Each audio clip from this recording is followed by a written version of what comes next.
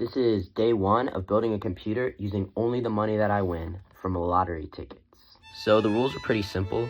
Each day I get to spend $1 on lottery tickets, and I can use only the money that I win from these tickets in order to fund my computer. Now, do I know how to build a computer? No, but I guess we'll figure it out when the time comes. Okay, so we have our very first lottery ticket here, $1. Apparently it has a lot of $50 prizes, so we'll see if we can hit one of them. So I believe this is the winning number.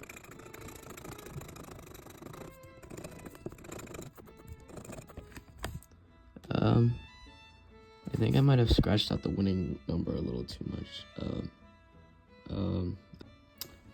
Okay, so let this be a lesson to not use a knife to try to scratch off your lottery tickets.